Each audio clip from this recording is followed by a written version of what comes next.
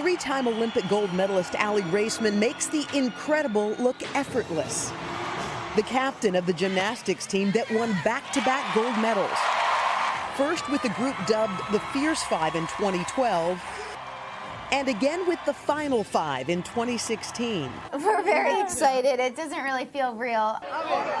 But now the 23-year-old gymnastics star is speaking out about alleged sexual abuse at the hands of her team's doctor, opening up in her new book, Fierce, alleging that Dr. Larry Nassar, who now faces 22 counts of first-degree criminal sexual conduct, abused her. I would lie on the table, my hands involuntarily balling themselves into fists as his ungloved hands worked their way under my clothing. Treatment sessions with him always made me feel tense and uncomfortable. The two-time Olympian says she dreaded being worked on by Nassar, becoming the second member of the Fierce Five to speak out against Nassar. Last month, Michaela Maroney broke her silence as part of the Me Too movement, saying Nassar began abusing her at age 13. Nassar has previously denied accusations against him and has pleaded not guilty to the assault charges. His attorney did not comment because of a gag order in the criminal trial.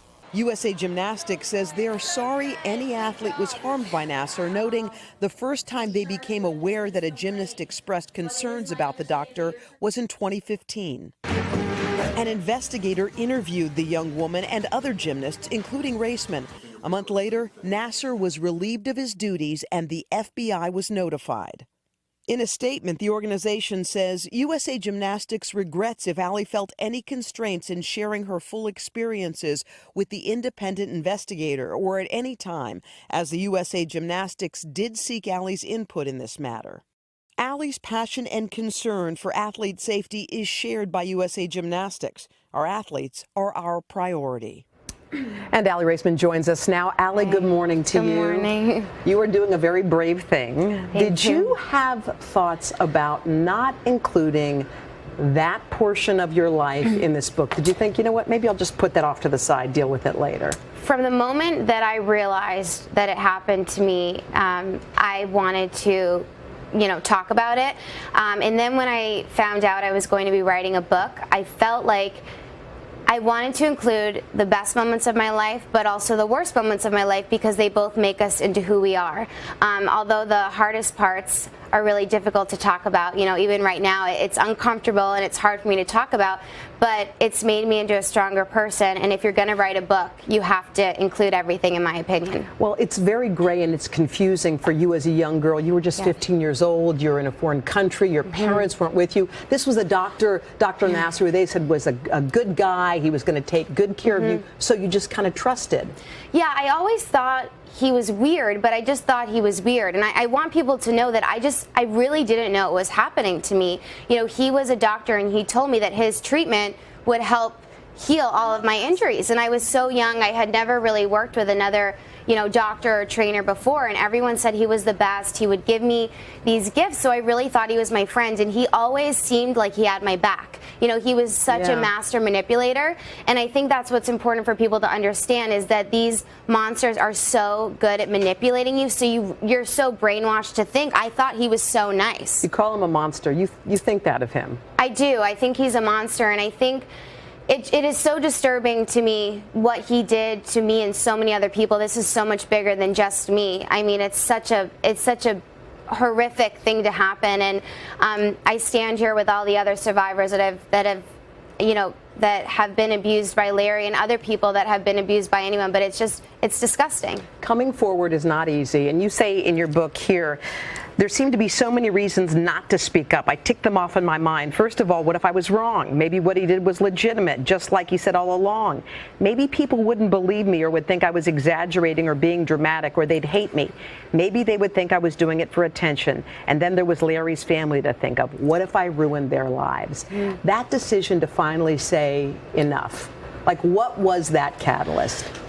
I think I realized, I think it's totally normal to be afraid of what people are going to think of you, and I think society sometimes makes it hard for people to come forward, because you always have people that victim shame, which we have to stop that, because it's awful. And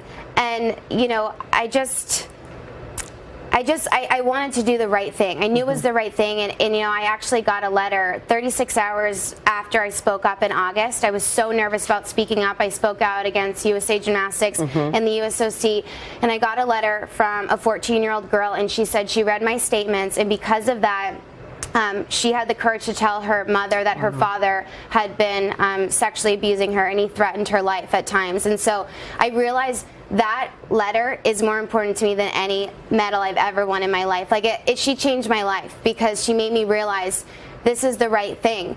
And if I can help one person, then, you know, then that's totally what it's all about. Dr. Larry Nassar denies all of it, and USA Gymnastics said, hey, we did everything we could.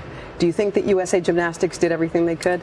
I do not, and I still think that they're not doing everything they can. You know, they keep releasing pretty much the same, similar statement that they welcome to work with me, but what people don't realize is after the private investigator came to see me in 2015, I made it clear that he was touching me, making me uncomfortable, but I was making excuses for him, which I realized later that's often what people do when they're manipulated. And so I kept reaching out saying I wanted to meet with her again, because after I had time to process it, I realized this is really bad. And I was basically told, you know, just to kind of keep it quiet and that they were handling it. And so they didn't let me help. I want to help. I want to do more. The 60-minute interview tonight, this is just the beginning. I'm just getting started, and I'm not going to stop until I get what I want, which is change.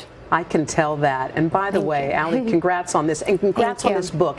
It is full of life lessons. It is full of, if you don't think you can and you need something to read to push you over, this is the book that you need to read. Aly, thank you. We're proud of everything that you've done for gymnastics. Your mom's here, I know, cheering you on. For support, yes.